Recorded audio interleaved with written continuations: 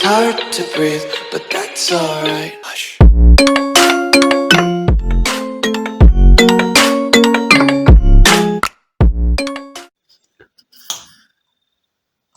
Hello everyone.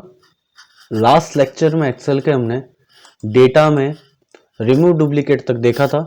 Next था आपका data validation. Data validation क्या करता है बेसिकली?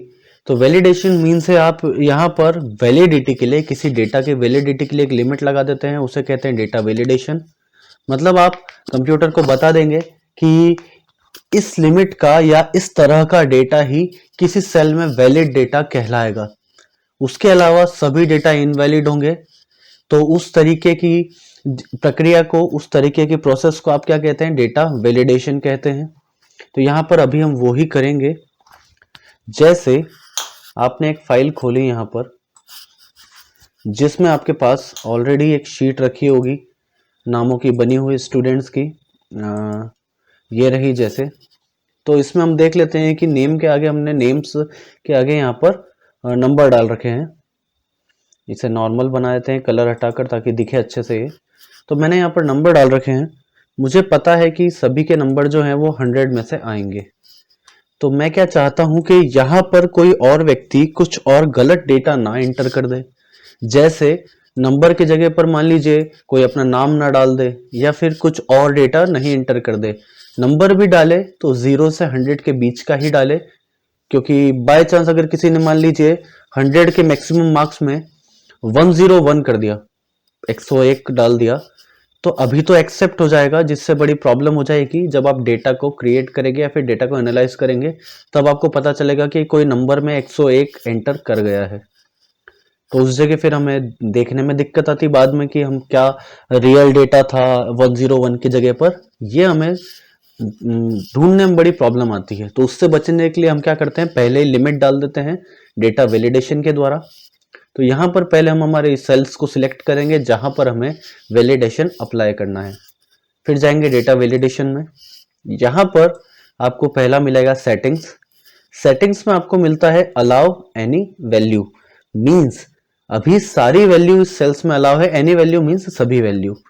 तो अभी सारी वैल्यूज अलाउ है। यहाँ पर हम हमारे हिसाब से किसी एक वैल्यू को यहाँ पर डाल सकते हैं कि केवल यही चीज अलाउ होनी चाहिए। जैसे एनी वैल्यू तो है ही सही, होल नंबर के द्वारा हम एक पूर्ण नंबर को यहाँ पर वैलिड बनवा सकते हैं कि नंबर तो आए बट पॉइंट में नंबर ना डाला जाए। होल नंबर वो कहलाता है। अगला आता है डेसिमल। डेसिमल में क्या होता है, तो आप यहाँ पर किसी भी पॉइंट वाले नंबर को यहाँ पर डलवा सकते हैं, फ्लोट नंबर। लिस्ट में आप किसी एक लिस्ट के नाम को यहाँ पर अप्लाई कर सकते हैं, जिससे उस लिस्ट के बाहर का डेटा इन सेल्स में ना आ पाए।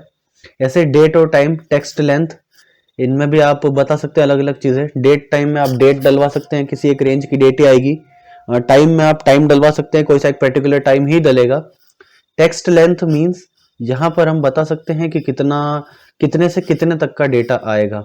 मींस मान लीजिए अगर मैंने बोल दिया कि मिनिमम 2 लेटर का डेटा और मैक्सिमम 30 लेटर, तो 30 लेटर से ज्यादा का डेटा यहाँ पर सेल्स में इंटर नहीं हो पाएगा। ये एग्जाम्पल था इसका। कस्टम में हम स्वयं का खुद का डेटा वैलिडेशन कर सकते हैं कि हमें हमारे हिसाब से वैलिडेशन अप्लाई करना है। इनमें से कोई सा भी नहीं जम रहा हो तो कस्टम में जाएंगे। अभी हमारी रिक्वायरमेंट है 0 से 100 के बीच के नंबर की वैलिडिटी यहाँ अप्लाई करने के लिए। तो हम लेंगे होल नंबर, क्योंकि हमें कोई पॉइंट नहीं लेना है। आप चाहें तो ले भी सकते हैं, इतना कोई मैटर नहीं करता है, बट मैं अभी ले रहा हूँ होल नंबर। यहाँ पर अलग अलग कंडीशंस आती है, between, not between, equal to, not equal to. Between means आप किसी एक रेंज के बीच के, बिटवीन मींस बीच, तो आप किसी एक रेंज के बीच के डेटा को यहाँ पर वैलिड करना चाहते हैं। और यहाँ पर आता है नॉट बिटवीन। तो नॉट बिटवीन क्या करेगा, तो आपने अगर नॉट बिटवीन लेकर यहाँ डाल दिए कोई सी रेंज, मान लीजिए 0 से 100 ही डाल दी हमने, तो नॉट बिटवीन मींस 0 से 100 के बीच का डेटा नहीं इंटर होगा, बाकी सारे डेटा इंटर हो सकते हैं। आप ना 0 से बड़ा ना 100 से छोटा कोई डाटा यहाँ पर डाल सकते हैं। इक्वल टू में जो वैल्यू मैं यहाँ पर लूंगा, केवल उसी की वही same to same value in cells में भी डल सकती है। मान लीजिए मैंने यहाँ लिख दिया 45, वैल्यू के अंदर लिख दिया 45, तो इन सब सेल्स में केवल और केवल आप 45 ही एंटर करवा सकते हैं इक्वल टू के कारण। नॉट इक्वल टू मीन्स अगर मैंने यहाँ लिख दिया 45 तो यहाँ पर 45 नहीं डल सकता है, उनके अलावा सारी वैल्यू डल सकती है। आप किसी को रुकवा सकते हैं कोई एक वैल्यू डालने से। मान लीजिए किसी भी डेटा में 0 नहीं आएगा तो 0 के लिए आप नॉट इक्वल टू कर सकते हैं। और अगला आता है greater than. Greater than means कोई बड़ी वैल्यू ग्रेटर देन में मैंने डाल दिया, अगर मान लीजिए 33 तो यहाँ पर 33 से बड़ी वैल्यू ही आएगी। ऐसे अलग अलग रहते हैं, greater than equal to, less than equal to. तो अभी मैं बिटवीन ले रहा हूँ क्योंकि मेरी डिमांड वही है, मैं 0 से 100 के बीच के डलवाना चाहता हूँ। तो मिनिमम में मैं ले लूंगा 0। आप यहाँ पर किसी सेल का रेफरेंस भी ले सकते हैं अगर आपको वो वैल्यू लेनी हो तो। और मैक्सिमम में हम ले लेते हैं 100। ठीक है, अब अगला आता है इसके अंदर इनपुट मैसेज। इनपुट मैसेज का क्या मतलब होता है, तो यहाँ यूजर को डेटा इंटर करने से पहले क्या दिखेगा, मीन्स उसके लिए अगर आप एक मैसेज छोड़ना चाहते हैं तो आप इनपुट मैसेज टाइप कर सकते हैं। रेंज मैं टाइप कर रहा हूँ रेंज, और इनपुट मैसेज में लिख रहा हूँ 0-100। आप कुछ और भी लिख सकते हैं, डजंट मैटर। ये इनपुट मैसेज पूरा आपके द्वारा बनाया जाएगा, आपकी इच्छा का मैटर आएगा यहाँ पर जो आप लेना चाहते हैं। अगला आता है एरर अलर्ट, कि अगर यूजर ने फिर भी कोशिश करी कि वो गलत डेटा डाल रहा है, मतलब हमारा मैसेज देखने के बाद भी वो गलत डेटा इंटर करवा रहा है, तो हम यहाँ स्टाइल में जाएंगे। स्टाइल में हमारे पास 3 टाइप की एक्शन दी जाती है, स्टॉप, वार्निंग और इंफॉर्मेशन। स्टॉप मतलब क्या होता है कि वो डालने ही नहीं देगा। अगर यूजर डालने की कोशिश करेगा तो उसे रेड साइन मिलेगा और कंप्यूटर उसे रीट्राई करने को बोलेगा। वार्निंग में येलो साइन आएगा और यूजर को बताया जाएगा कि आप जो वैल्यू डाल रहे हैं वो गलत है, do you want to continue. अगर यूजर यस करता है तो डालने दिया जाएगा, नो करेगा तो फिर से उसे रिट्राई करने के लिए बोला जाएगा। इंफॉर्मेशन में केवल उसे बता दिया जाता है कि आपने गलत डाली है और ओके का ऑप्शन आ जाएगा। अभी मैं स्टॉप ले रहा हूं, मतलब मैं डालने ही नहीं देना चाहता हूं, रिस्ट्रिक्ट करना चाहता हूं उन्हें। अब यहां पर आप अपना मैसेज टाइप कर सकते हैं, आपको क्या चाहिए यूजर को रोकते टाइम, मींस स्टॉप करते टाइम आपको कौन सा मैसेज वहां पे रिटर्न चाहिए। खाली छोड़ सकते हैं, डजंट मैटर, वो फिर भी एक मैसेज अपनी तरफ से बना के देगा कंप्यूटर। बट हम हमारी तरफ से कुछ देना चाहते हैं तो हमारा कस्टमाइज्ड मैसेज भी दे सकते हैं। मैंने लिख दिया इनवैलिड वैल्यूज, और अगले बॉक्स में लिख दिया एरर मैसेज में, the values you are entering are wrong.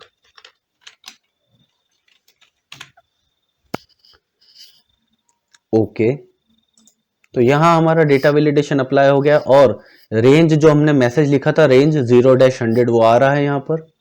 अब हम कोई वैल्यू डालकर देखते हैं।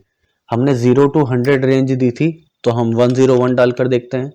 एंटर करूंगा मैं तो रेड साइन आएगा स्टॉप वाला, ऊपर लिखा हुआ मिलेगा इनवैलिड वैल्यूज जो कि मैंने लिखा था। फिर एरर मैसेज आएगा जो मेरे द्वारा टाइप किया गया था, the values you are entering are wrong. आप चाहें तो इसे रिट्राई करवा सकते हैं, क्योंकि स्टॉप था तो रिट्राई आएगा। और 55 डालते हैं हम, वो डल जाएगा क्योंकि वो 0 से 100 के बीच का है। ऐसे और भी बहुत सारे आते हैं, आप टाइप करके देखिएगा इसमें, और आप चाहें तो वार्निंग लेकर देखेंगे। ओके, तो अगर कोई 101 डालता है तो उसे बताया जाएगा कि you are entering wrong values, continue. अगर वो यस कर देगा तो वो 101 ले लेगा, वरना नो कर सकता है तो उसे फिर से डालने के लिए बोला जाएगा। नेक्स्ट आता है आपका यहाँ पर इंफॉर्मेशन। इंफॉर्मेशन में केवल और केवल बता दिया जाएगा कि आपने जो डाला है वो गलत है। जैसे मैंने अगर 101 एंटर, तो यहाँ पर बता देंगे कि values you are entering are wrong. Okay कर देगा तो एक्सेप्ट हो ही जाएगी, तो ये एक्सेप्ट हो गई 101। आप अपने हिसाब से एक्शन डिसाइड कर सकते हैं। मैं यहाँ पर फिर से स्टॉप ही ले रहा हूँ। ओके, तो ये हो गया आपका डेटा वैलिडेशन। नेक्स्ट लेक्चर में हम पढ़ेंगे कंसोलिडेट, और उसके बाद हमारे आगे के लेक्चर्स आएंगे। तो इस लेक्चर में इतना ही रहेगा। आई होप आपको समझ में आया होगा कि क्या होता है डेटा वैलिडेशन, इसका कहाँ का यूज़ कर सकते हैं आप। तो इस लेक्चर में इतना ही रहेगा, तब तक के लिए thank you and good bye.